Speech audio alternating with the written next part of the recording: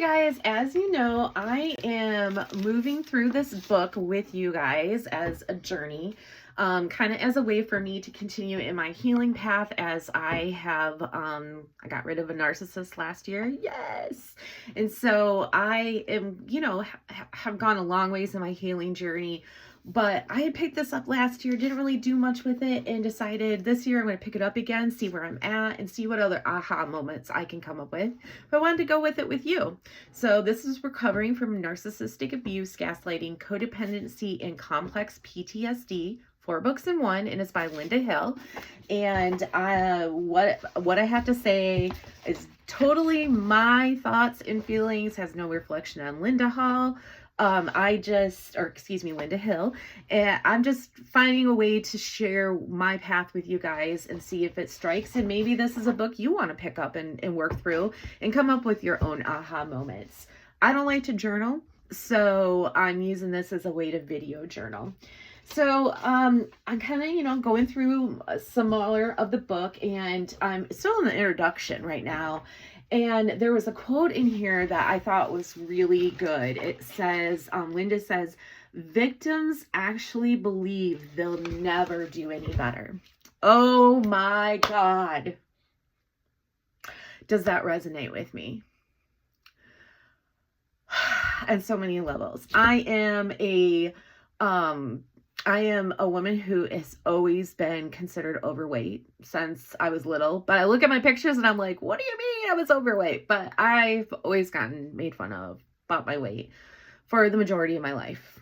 And I think that kind of paralyzed me when it came to relationships. I was always looked at as the friend or like a sister. And it wasn't until I met my ex, who is a narcissist, that I finally was like, oh my gosh, someone cares about me. Someone's taking interest in me. Somebody wants to touch me. Somebody wants to be sexual with me. Somebody wants to be nice to me and protect me. And I was so wrapped up in where it ended up becoming like the tiny, like at first it was a lot. He was very attentive of me. And then as time went on, it got less and less and less until we got married, and it got even less and less. So any little grain of that he could give me that was sort of like having a relationship, I ate it up, and I did not want to lose it.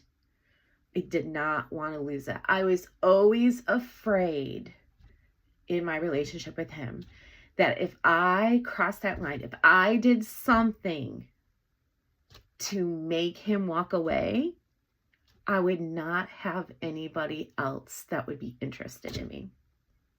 I swear to God, I read this. Victims actually believe they'll never do any better. I believed that no one would want me.